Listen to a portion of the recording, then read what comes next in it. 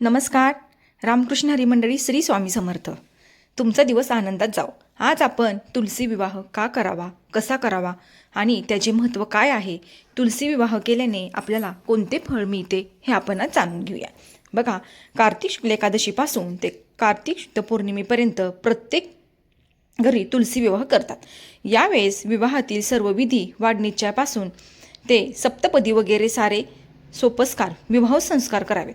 तुलसी विवाहामुळे घरातील मुलामुलींची अडलेली विवाह लवकरच होतात असे आपल्या सेवेच्या अनुभवातून आढळले आहे. तरी प्रत्येकाने ही अशी सेवा करावी. बघा, असं म्हणतात की ज्या मुलामुलींचे ज्या घरातील विवाह रखडलेले आहेत ते म्हणजे बघा, आता लग्नाच्या वयात येऊनसुद्धा विवाह लवकर होत नाहीत, खूप साऱ्या अडचणी येतात. त्यावेळेस आपल्याला काय करायचं आहे बघा, खूप प्रभावी उपाय आहे हा. आपल्या दारातील म्हणजे आपण जी तुळस लावलेली आहे तिचा आपण विवाह करायचा आहे. म्हणजे काय होतं बघा, आपल्या घरातील मुलामुलींची अडलेली विवाह आहेत ना, ते लवकरात लवकर होतात. तर ते विवाह आपण कसे करावे आपण हे जाणून घेऊया. आता बघा, तुळसी, रुई, वड, औदुंबर या वनस्पतींना शास्त्राने मानाचा दर्जा दिला आहे. तुळशी, रुई यांचा विवाह होतो, तर वड आणि औदुंबर यांचा व्रतबंध म्हणजे मौज होतो. तुलसी ही बहुगुणी व अत्यंत प्रभावी औषधी वनस्पती आहे, म्हणून तिचे नाते पित्रांशी, देवांशी, माणसाशी जोडून दिले आहे. तुळस भगवान विष्णूंना अत्यंत प्रिय आहे, म्हणून प्रत्येक पूजेच्या वेळेला भगवान विष्णूंच्या चरणावर वाहिलेली तुळस नैवेद्यावर आपण ठेवतो. देवांना तो नैवेद्य आपण समर्पित करतो. तुळशीशिवाय दररोजची पूजा अपूर्ण असते, म्हणून दररोज भगवान विष्णूंना, कृष्णांना तुळशीचे एक तरी पान व्हावे. तुळशीला प्रदक्षिणा घालाव्यात.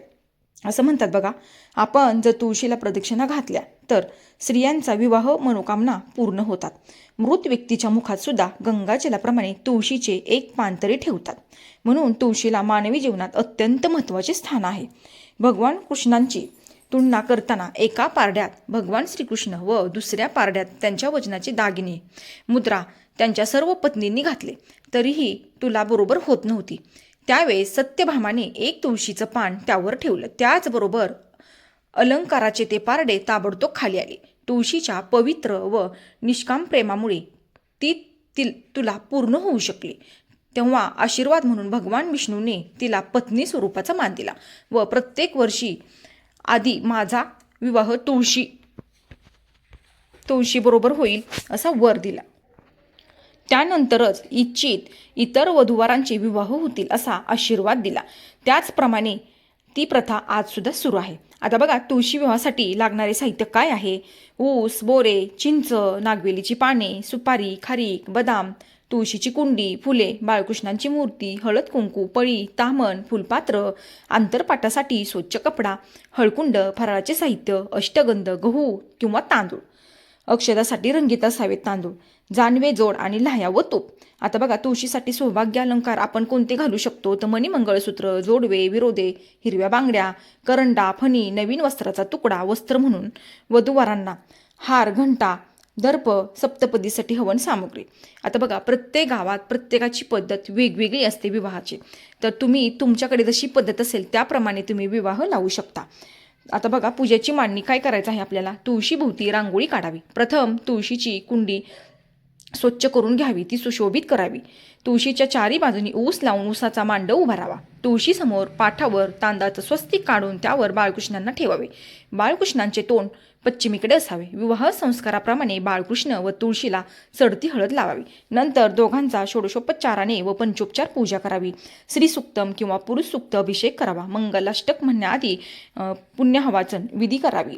त्यानंतर दोघांनीही अंतरपाठ धरून उपस्थितांना अक्षदा वाटाव्यात. मंगलाष्टक झाल्यानंतर उपवर मुलीने तुळशीच्या वतीने बाळकृष्णाला हार घालावा व उपवर मुलगा नसल्यास त्यांनी इतरांना संधी द्यावी, अन्यथा घरातील पती पत्नीने केले तरीही चालेल.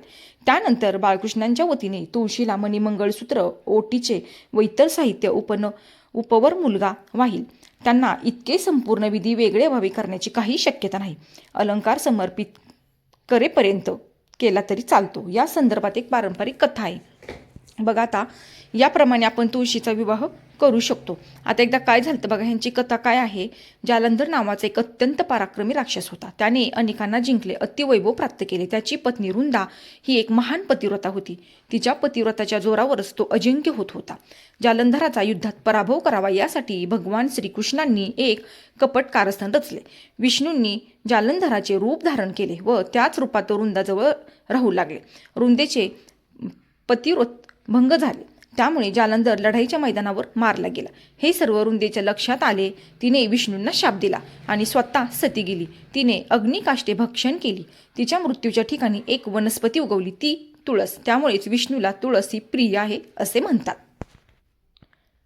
तुळशी जन्माची कथा काय आहे बघा. समुद्र मंथनातून जेव्हा अमृत निघाले तेव्हा त्याचे थेंब जमिनीवर सांडले व त्यापासून तुळशी जन्माला आली व ती ब्रह्मदेवाने विष्णूंना अर्पण केली.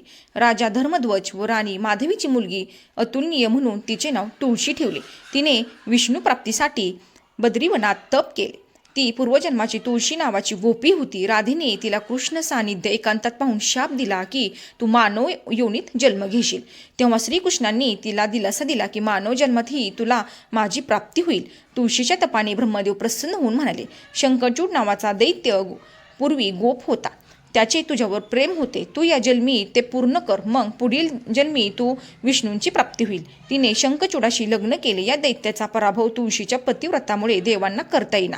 तेव्हा विष्णूंनी शंखचूडाच्या रूपात जाऊन तिचे पतिव्रत भंग केले. शंखचूड मारला गेला. तेव्हा तिने विष्णूंना शाप दिला की तू पाषाण होशील. विष्णूने तिला सांगितले, तू माझ्या प्राप्तीसाठी तप केलेस म्हणून मी हे कृत्य केले. तुला आता दिव्य देह मिळेल.